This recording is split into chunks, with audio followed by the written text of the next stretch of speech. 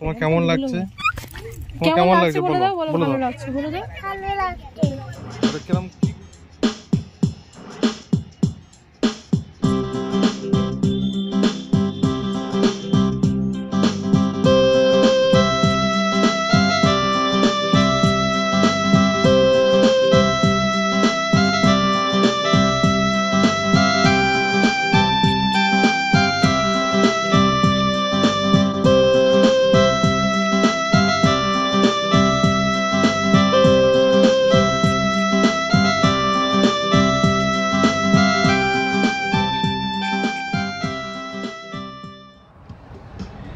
হীরায়ের কুলের মেলা উপভোগ করে কংসাবতীর ধার ধরে আমরা হাই রোডের দিকে এগিয়ে চললাম। রাস্তার কাজ চলছে, তাই একটু কনজেস্টেড। আশা করি কিছুদিনের মধ্যে দারুণ একটা রাস্তা তৈরি হবে। রাস্তা দিয়ে যেতে যেতে কংসাবতীর ওই পারের ফুলের মাঠগুলোকে অসাধারণ লাগছিল। আগেই বলেছি আমাদের মূল গন্তব্য বাঁকুড়া। বাঁশকুড়া ছেড়ে আমরা এগিয়ে চললাম মেদিনীপুর শহরের দিকে। খড়গপুর বাইপাস থেকে আমরা মেদিনীপুরের রাস্তা ধরলাম।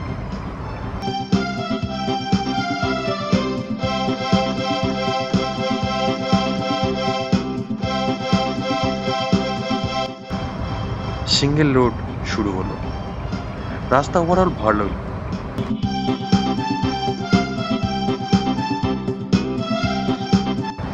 দেখতে দেখতে আমরা শালবনি প্রবেশ করলাম, আর রাস্তার রূপ বদলে গেল। রাস্তার দুধারে শালবনের জঙ্গল, আর আমরা ঝকঝকে রাস্তা ধরে এগিয়ে চলেছি। আমরা গড়বেতা যাব, আর আমাদের ইচ্ছা বাঁকুড়া যাওয়ার পথে পশ্চিমবঙ্গের গ্র্যান্ড ক্যানিয়ন গনগনি ঘুরে নেব।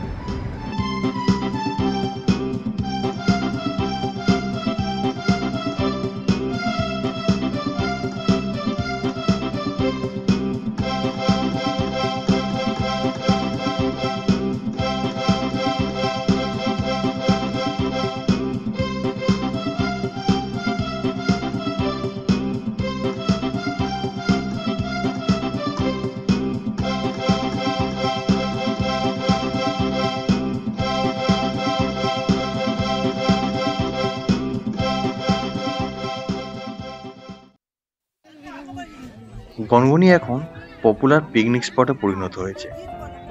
দুপুর 1টা নাগাদ আমরা গনগনি পৌঁছে লাঞ্চ সেরে শিলাবতী নদীর পাড়ে গনগনির রূপ দেখতে চললাম।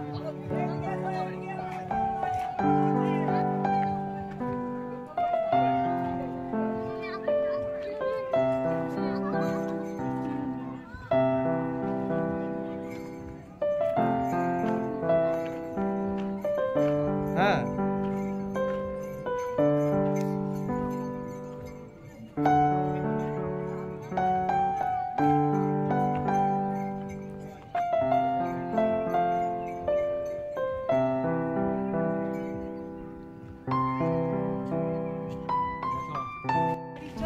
তাহলে আমরা এখন কোথায় যাচ্ছি ননু?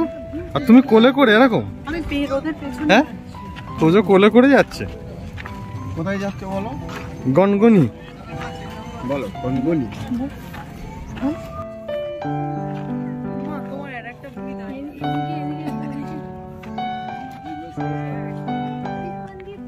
অনেকটা সিঁড়ি বেয়ে নিচে নেমে যেতে হয় নদীর চরে।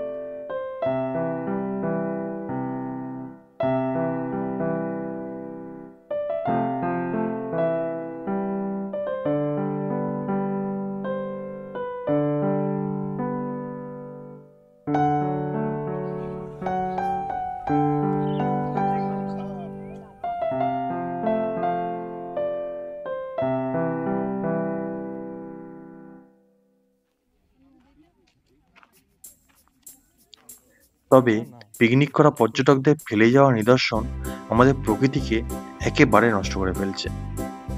জানি না আমরা কবে ঠিক হব।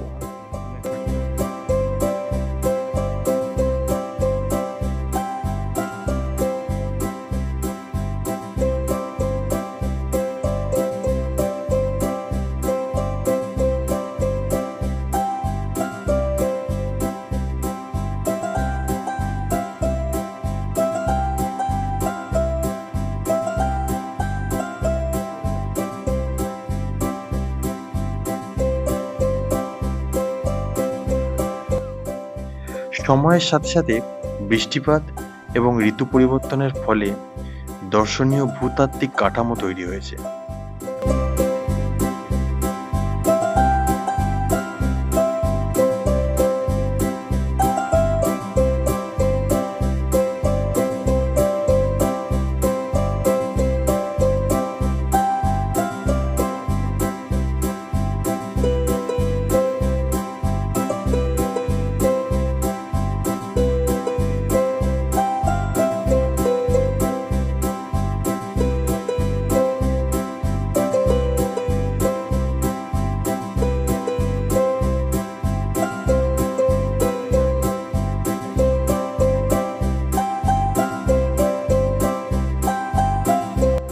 গিরিখাতের গভীরে যাওয়ার সাথে সাথে বিভিন্ন কাল্পনিক জিনিসের বাস্তব আকার আর আকারের অনুভূতি মুগ্ধ করে।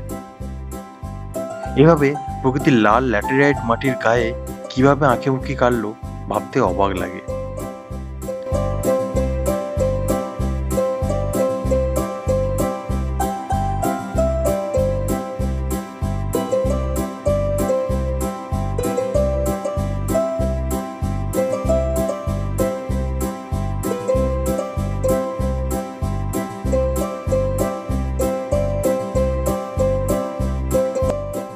মহাভারতের মহাকাব্যেও গণগণি বা গাঙ্গনির উল্লেখ পাওয়া যায়।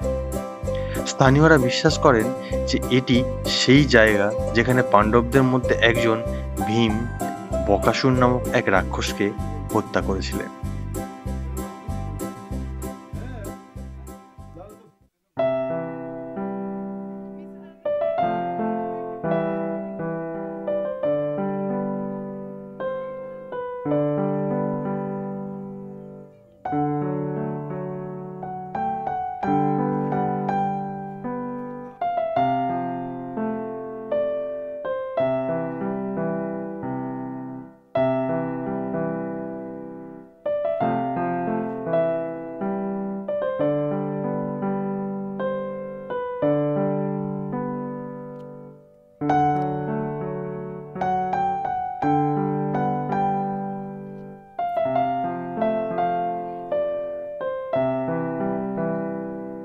তোমার কেমন লাগছে?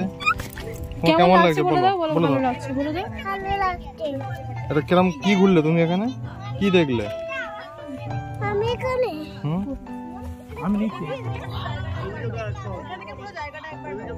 তুই বল। পাহাড় দেখেছো? পাহাড়? পাহাড় দেখেছি। গনগনি গিরিখাত দেখে আমরা নদী উপত্যকা ছেড়ে উঠে এলাম। গিরিখাতের ঠিক পাশেই গড়ে উঠেছে গনগনি ইকো রিসর্ট। এখানে নিরিবিলিতে এক রাত কাটাতে পারেন, তবে মাত্র 5 টাকা মাথাপিছু টিকিট মূল্যে রিসর্ট এলাকার ভেতরেও প্রবেশ করতে পারেন।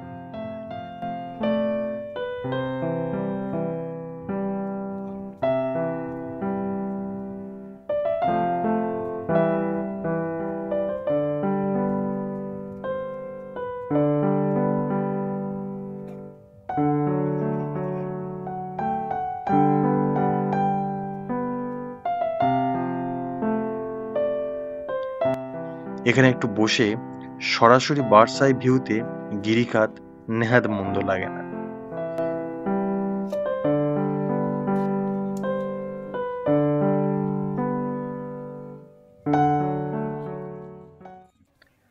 এখানে একটা ওয়াচ টাওয়ারও আছে দেখছি, চলুন দেখে নেওয়া যাক।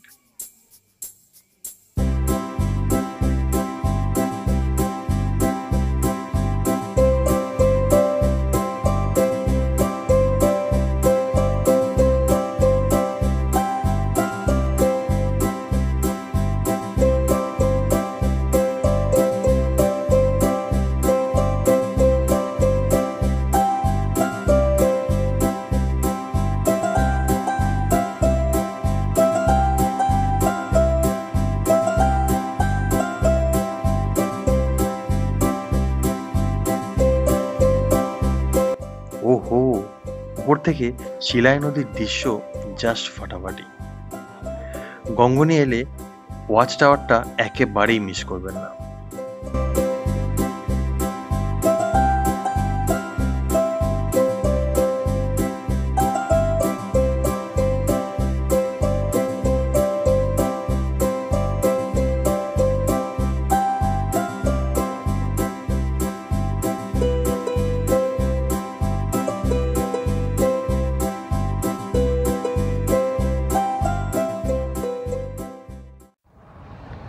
বিকেল 3টে বাজে। আমরা যাব বিষ্ণুপুর। আর দেরি না করে আমরা গাড়ি নিয়ে বেরিয়ে পড়লাম।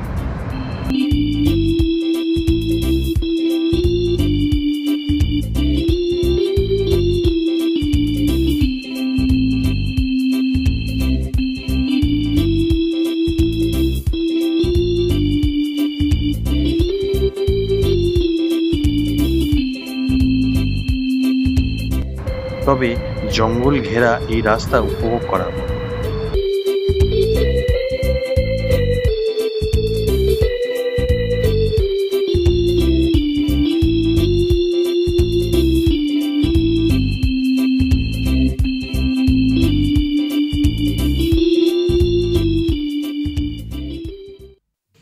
বিকাল 5টায় আমরা বিষ্ণুপুর পৌঁছালাম।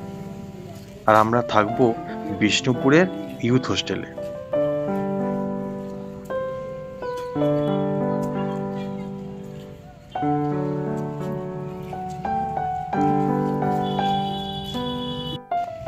চলুন দেখে নেওয়া যাক এই ইউথ হোস্টেল প্রপার্টিটাকে।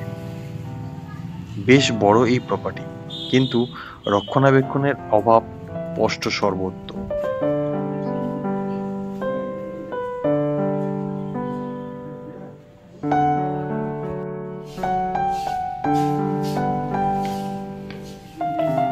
টুরিস্ট স্পটের ফটো দিয়ে যদিও দেয়ালগুলো সাজানো হয়েছে, কিন্তু পরিষেবা বেশ খারাপ।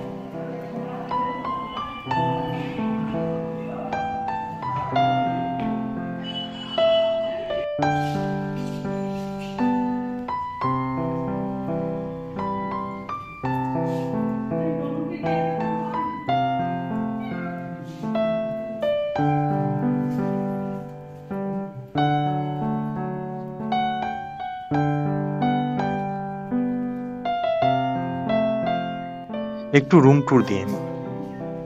এটা একটা ডাবল বেড এসি রুম। একটা ওয়ার্ডরোব আছে, টিভি আছে কিন্তু চলে না।